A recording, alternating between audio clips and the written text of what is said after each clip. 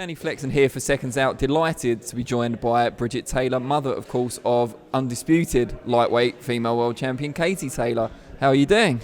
Yeah, I'm doing good. That sounds actually very good when you say that. Yeah, love that title. Yeah, amazing. I'm sure she loves it too. We're here in London just on a flying visit. Katie doing some media work just after the big win in New York, of course, on the Anthony Joshua card in a fight that many people said stole the show against Delphine Persoon. Were you ringside, presumably, and was your heart in your mouth at times? Yeah, I was ringside. Yeah, it was a really close fight, too close for comfort at some points. Very physical fight. We knew it would be, in fairness, going in. Persoon is a great champion. Hadn't been defeated, I think, in 9 years, so that speaks for itself, I think. But yeah, I think Katie kind of stole the middle rounds. The last couple of rounds, I kind of had her.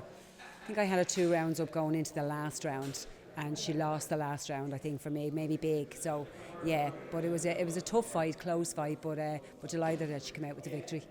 And like you said, it was quite a rough fight as well. She got cut a couple of times. Head clashes were prevalent as well. Are you kind of used to that now, or do you still kind of gulp a little bit when you see her taking punishment like that? Well, look, it's never easy, I think, when any fighter is taking punishment like that. But obviously, with the headgear off, there's a lot of clashes of heads, and that can happen in quite a lot of fights, male and female. So, yeah, it's not easy looking at it, but it is part and parcel of the game. I suppose you never get used to it, but we knew it was going to be a physical fight. I don't think the referee was maybe thought she might have been maybe a little bit more, maybe a bit more strict. I think Persoon kind of was getting away with an awful lot in that fight, I think, with just elbows and hitting after the bell and just kind of things like that. But look, it is what it is. A lot of times when we talk about Katie's kind of background in the sport, we talk about her father because he was obviously her amateur coach. What was your kind of involvement when she first started getting into the sport and when she was fighting in the amateur club and so on? It's pretty much the same as what it is now, to be honest with you. I kind of just walk away in the background, if you like, just make sure she's okay emotionally maybe, or, just kind of there to support her really.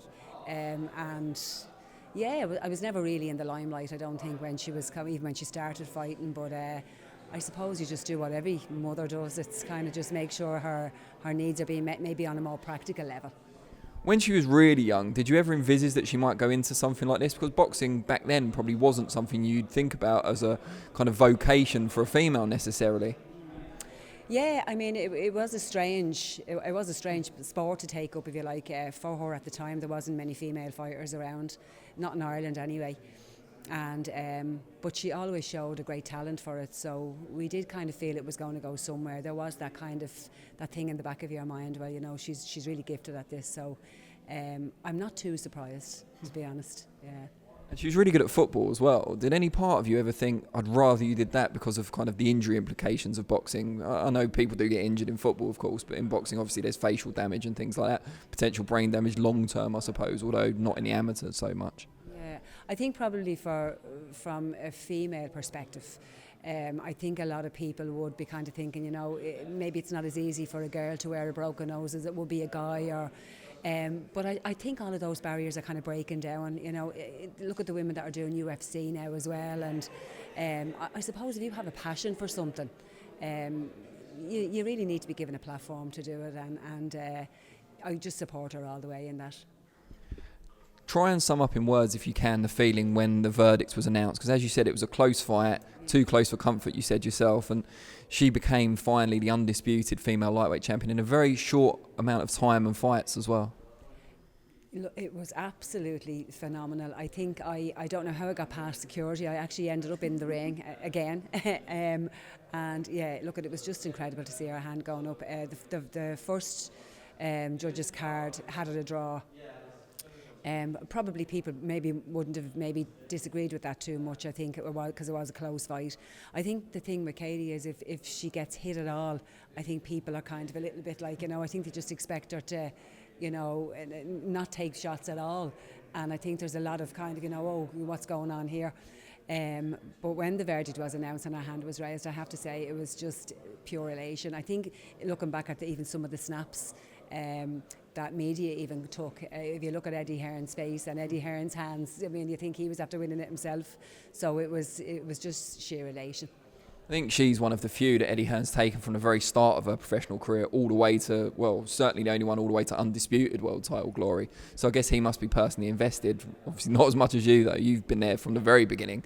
So not credit so much, but you must take some sort of pride, not just in her, but in the job you and your husband have done in bringing her up to where she is now. Because she's not just a champion, she's a role model as well.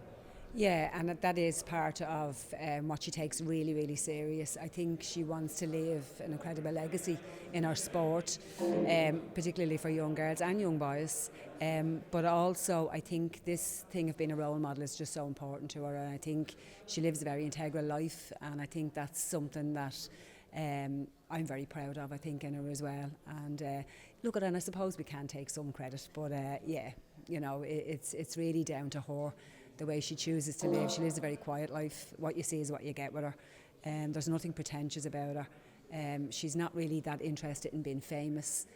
Loves being successful. And yeah, I think Eddie is very much invested in her, and I think he probably sees that in her too. I think she's probably easy to work with. She's not a diva, so that probably helps as well. And they seem to have struck up a pretty good relationship with each other, which is good. Brilliant. Well, we thank you for your time, and we hope Katie continues to go from strength to strength.